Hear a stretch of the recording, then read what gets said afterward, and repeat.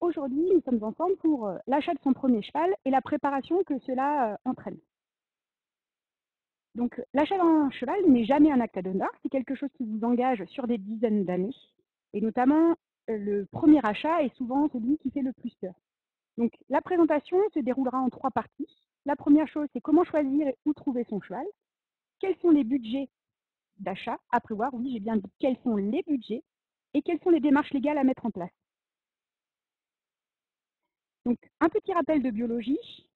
En milieu naturel, le cheval adulte consacre environ 60% de son temps à s'alimenter, c'est-à-dire 15 à 16 heures par jour. Il passe 20 à 30% à se reposer, 4 à 8% à surveiller l'environnement et 4 à 8% à se déplacer. Il va diriger le reste de ses activités, par exemple vers le jeu. Le cheval est un animal grégaire, c'est-à-dire qu'il a besoin de contacts sociaux et il peut vivre 30 ans, voire plus pour certains individus. Tout cela pour dire que lorsque vous allez acheter un cheval, il va falloir se poser la question de lui offrir des conditions de vie qui se rapprochent le plus possible de son mode de vie naturel. Donc la première question à vous poser quand vous allez acheter votre cheval, c'est quel est le niveau du cavalier qui va monter ce cheval principalement? Est-ce que je suis un cavalier débutant, c'est-à-dire que j'ai peu d'expérience? Les dernières études de comportement ont tendance à montrer que les chevaux avec un tempérament calme sont plus faciles à monter que les autres. Ou à l'inverse, est-ce que je suis un cavalier confirmé? Je suis capable de travailler mon cheval seul et régulièrement. Je souhaite faire de la compétition, par exemple. Et donc, les dernières études ont tendance à montrer que les chevaux avec un tempérament chaud sont plutôt potentiellement bons en compétition. Attention, ça ne veut pas dire que tous les chevaux chauds seront d'excellents compétiteurs et qu'à l'inverse, tous les chevaux calmes seront faciles à monter. Mais cela va vous permettre de vous orienter vers un type, une race de cheval et vers un âge. Il y a un proverbe qui dit à jeune cavalier, vieux cheval, et à jeune cheval, à vieux cavalier. Ce n'est pas une question finalement d'âge de l'animal, mais d'expérience. Les chevaux d'expérience qui sont bien dressés seront plutôt adressés à des jeunes cavaliers et à l'inverse, des chevaux avec un niveau de dressage peu important vont plutôt être orientés vers des cavaliers d'expérience. Donc une fois que le niveau, je me suis posé la question de mon niveau, je vais m'interroger sur quelles disciplines sur lesquelles je vais m'orienter. Est-ce que je souhaite un cheval de randonnée, de balade pour pouvoir aller me promener à l'occasion? Ou à l'inverse, est-ce que je cherche un compétiteur? Et à ce moment-là, je vais me poser la question de quel type de compétition et quel niveau de compétition? Ou alors, est-ce que je cherche un cheval pour du spectacle? Pourquoi ces questions-là? Parce que ces questions de discipline vont vous orienter vers un type de cheval. Les chevaux rustiques sont plutôt des chevaux qu'on oriente généralement vers la randonnée.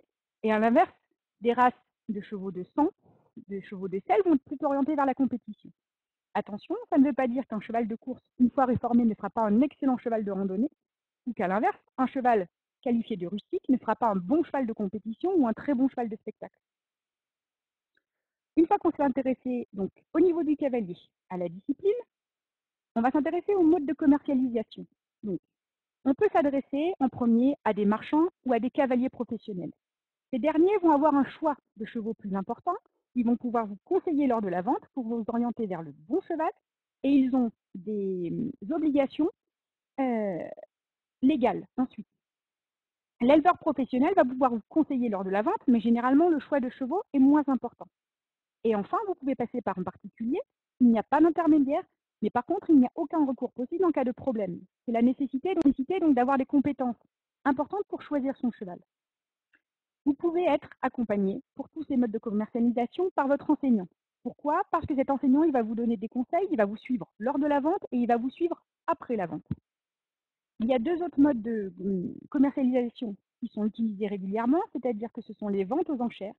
Mais généralement, ce sont des chevaux de qualité supérieure et donc le prix est plus important. Et puis, vous allez pouvoir passer aussi par les professionnels des courses qui vont vous proposer des chevaux réformés dont les prix sont souvent faibles, mais par contre, qui nécessitent un encadrement rigoureux par un professionnel parce que c'est des chevaux qui ont besoin d'apprendre un nouveau métier. Une fois qu'on a trouvé le circuit de commercialisation, quels sont les modes pour repérer son cheval? Donc, le moyen le plus fréquent, d'après les enquêtes menées par l'Observatoire économique et social du cheval auprès de nouveaux acheteurs, donc pour l'année 2017, donc le moyen le plus fréquent, c'est Internet et les petites annonces. On est entre 26 et 38% en fonction de l'utilisation future du cheval. On peut passer par son réseau et ses connaissances, c'est entre 19 et 28% des nouveaux acheteurs. Et puis, vous allez pouvoir passer par des sites internet, notamment l'Association française du commerce décidé, des revues ou des sites internet spécialisés, des associations régionales d'éleveurs, des associations nationales de race et le Conseil des chevaux. Et ce n'est pas exhaustif, hein, bien sûr. Ensuite, une fois que vous avez repéré votre cheval, il faut aller essayer ce dernier. Il faut se déplacer pour voir l'équidé. Et il faut essayer le cheval sur une ou plusieurs séances. Et surtout, ce qui est important, c'est d'essayer le cheval dans les conditions dans lesquelles vous allez l'utiliser. C'est-à-dire que si vous souhaitez faire de la randonnée, il faut pouvoir partir en extérieur avec ce cheval. Si vous souhaitez faire de la compétition de CSO, par exemple, il va falloir pouvoir sauter. Souvent, les acheteurs demandent une prise à l'essai du cheval. Il faut savoir que cette condition, elle n'est pas toujours acceptée par le vendeur parce que celui-ci prend un risque de récupérer son cheval dans un état de santé ou de dressage dégradé. Mais par contre, il faut se déplacer pour aller le voir. Vous avez sélectionné votre cheval. Maintenant, on va s'intéresser au budget lors de l'achat. Donc, oui, tout à l'heure, je vous ai bien dit que ce serait plusieurs budgets parce que vous allez l'acheter, mais vous allez aussi devoir l'entretenir. Donc, toujours d'après les enquêtes menées par l'Observatoire économique et social du cheval pour l'année 2017, donc auprès des nouveaux acheteurs, les chevaux dont l'utilisation et la promenade ont un prix de vente moyen autour de 1 800 €, avec un prix minimum s'étendant de 160 à 6 000 €. Pour des chevaux destinés à de la compétition uniquement, on est autour de 8 100 € avec des prix variant de 200 à 50 000 €. Et pour les autres activités de sport et loisirs en compétition, on est à un prix moyen de 1 700 € qui s'étend de 350 à 4 200 €. Donc une fois que vous avez le budget d'achat, vous allez devoir prévoir le budget d'entretien. Donc la première question à se poser, c'est est-ce que le cheval sera en pension ou est-ce qu'il sera chez moi? S'il est en pension, est-ce qu'il est au box, en pré-box, au pré? Donc d'après des enquêtes menées par les observatoires économiques régionaux, donc sur l'ensemble de la France pour les structures professionnelles, entre l'année 2014 et l'année 2016, pour les pensions prêts, on est à une moyenne autour de 200 € par mois, avec des prix s'étendant de 500 à 480 €. Pour des pensions box, on est autour de 330 € en moyenne par mois, avec des prix s'étendant de 100 à 1000 €. À cette prestation de base vont pouvoir s'ajouter d'autres prestations, comme les sorties au paddock, le marcheur, la couverture, et souvent, ces tarifs sont à ajouter au tarif de base. En plus de ce budget d'entretien, vous allez devoir prévoir des budgets vétérinaires, un budget maréchalerie, un budget ostéopathie, et bien sûr des frais d'équipement comme la selle, le filet, etc. et des consommables de tous les jours.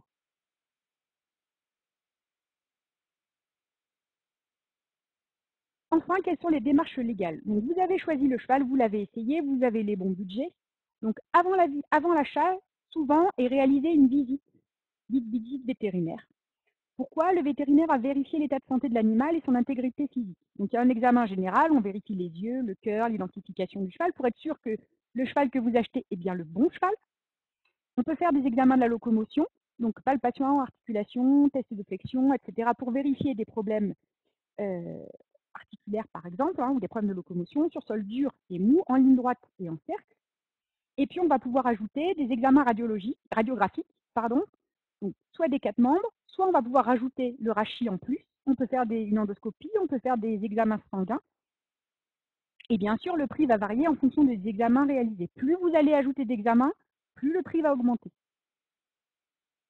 Donc cette visite vétérinaire, elle vous permet ensuite de pouvoir établir ce qu'on va avoir, c'est-à-dire le contrat de vente.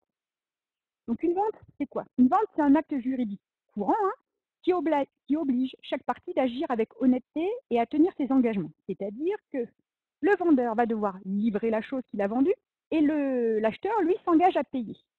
Elle peut être faite par acte authentique ou sous seing privé, c'est-à-dire soit sous contrat, soit sans contrat. Une vente est tout à fait légale s'il n'y a pas de contrat. Mais le contrat, l'intérêt, c'est qu'il est fait par écrit, pas pour qu'il soit valide, mais pour qu'il y ait preuve et encadrement des situations. C'est-à-dire que la vente va pouvoir être soumise à des conditions. Elle aura lieu à condition qu'un événement advienne, par exemple, ou alors elle aura lieu sauf si telle chose se produit. Par exemple, elle aura lieu si le cheval est classé dans les 10 premiers de son prochain concours. Ou alors, elle aura lieu sauf si la visite vétérinaire est réservée, c'est-à-dire que le cheval est destiné à une utilisation intensive et le vétérinaire dit ah, dans ces conditions-là, ça risque de poser problème. Donc la vente est un acte volontaire, c'est-à-dire qu'il faut qu'il y ait consentement et que la personne sache à quoi elle s'engage, c'est-à-dire qu'elle s'adresse à des majeurs ou des mineurs émancipés avec leur pleine capacité. Dans les autres cas, on peut annuler la vente. Donc, toujours notre contrat. Qu'est-ce que c'est? C'est une preuve. Il va pouvoir prouver que l'animal ne convient pas. Vous avez décidé d'acheter un cheval pour être utilisé en compétition et il s'avère qu'il est boiteux. Ou alors, vous vouliez un cheval de loisir parce que vous avez un niveau débutant et il s'avère que le cheval est trop vif. On parle de destination de l'équidé. Cette clause est importante au sein du contrat. Elle va vous permettre, s'il y a problème, de prouver que vous vouliez un cheval pour telle utilisation et qu'en l'occurrence, il est impropre à l'utilisation que vous vouliez faire. Chaque partie doit avoir un exemplaire clair.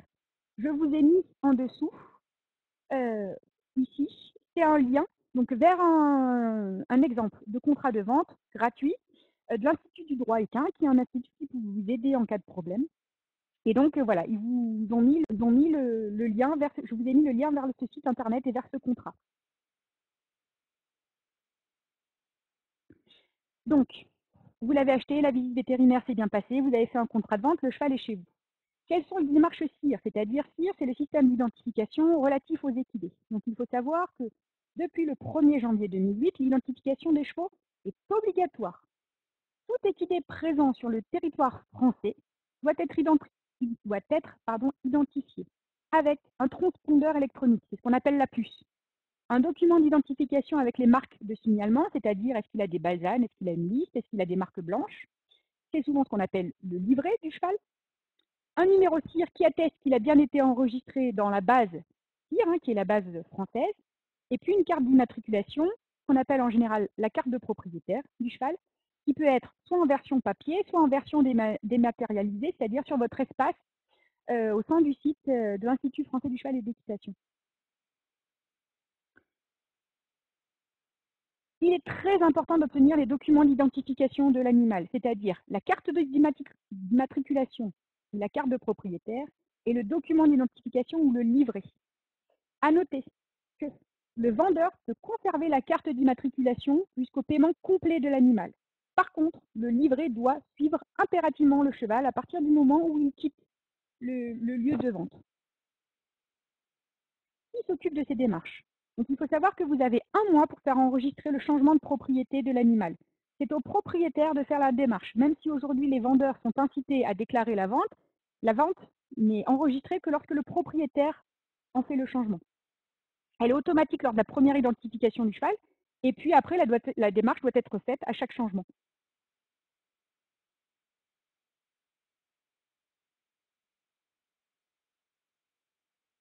Une fois le cheval acheté et les papiers faits, il faut s'intéresser à la responsabilité civile. Pourquoi? Parce que lorsqu'il y a un accident qui cause un dommage à un tiers, on va chercher à identifier le responsable et il y aura réparation du préjudice de la victime.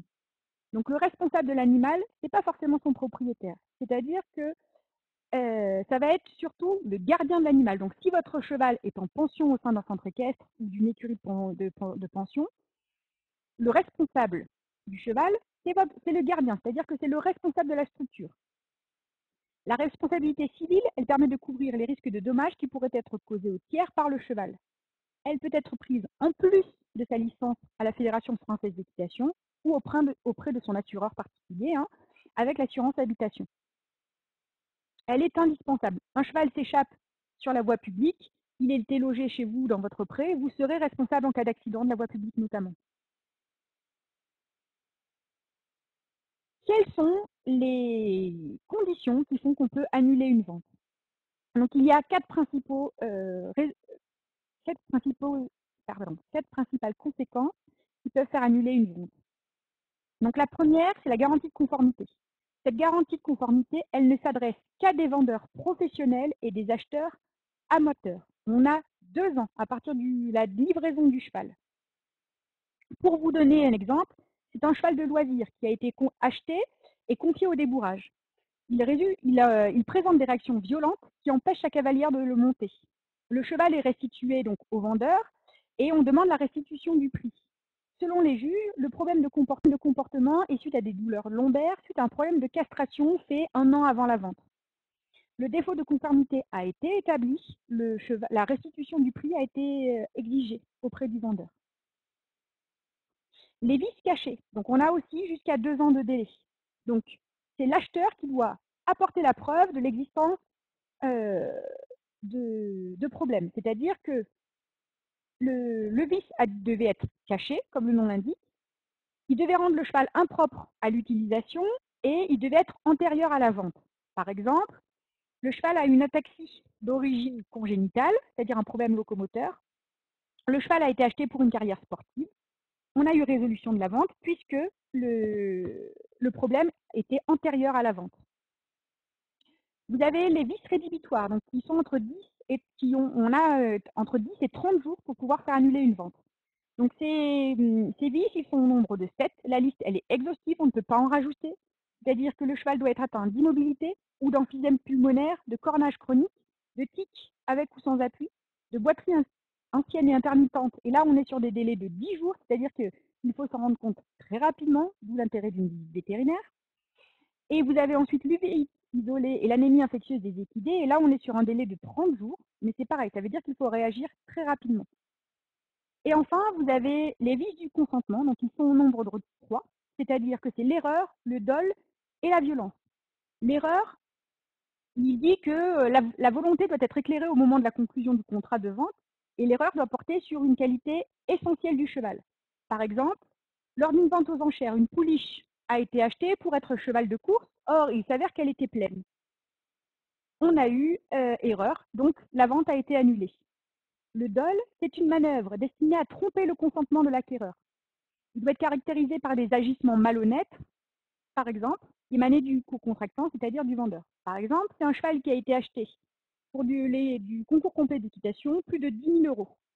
La visite veto a été signée seulement par le vendeur et elle concluait à des réserves pour une utilisation sportive intense, mais pas pour une utilisation sportive modérée. L'acheteur n'a pas été informé de l'ensemble de ses réserves, il a donc fait annuler la vente pour une question de dol. L'erreur et le dol, elles peuvent annuler la vente, mais les conséquences sont beaucoup plus importantes que pour les autres, que par exemple pour les garanties de conformité. On va pouvoir exiger des dommages et intérêts, notamment. Donc, ce qu'il faut retenir, c'est que pour réussir ce premier achat, il faut bien identifier ses besoins. Quel est mon niveau? Qu'est-ce que je veux faire avec mon cheval? Il faut définir un budget, mais pas seulement un budget d'achat. Si je n'ai que 1 000 euros et que je ne peux pas entretenir mon cheval toute l'année, ce n'est pas une bonne solution. Il faut trouver le bon interlocuteur, s'adresser à des professionnels ou des particuliers. Il faut essayer le cheval et surtout l'essayer dans les conditions dans lesquelles vous voulez l'utiliser. Il faut établir un contrat et un contrat écrit en précisant bien ce pourquoi on veut utiliser le cheval. Et enfin, il faut penser à obtenir les papiers du cheval. Je vous remercie. Donc, si vous avez des questions, n'hésitez pas. Je vous ai mis à la suite donc les sources qui m'ont aidé à rédiger ce support. Je vous mets donc les prochaines webconférences. Nous aurons le jeudi 25, donc c'est ce jeudi-là, sur le même créneau horaire, la médiation équine, qui, quoi, pour qui et pourquoi. Et puis mardi prochain, vous aurez les traitements vétérinaires et le dopage, limiter les risques. Et enfin, le mardi 7 mai, vous aurez évalué la charge de travail d'un galop.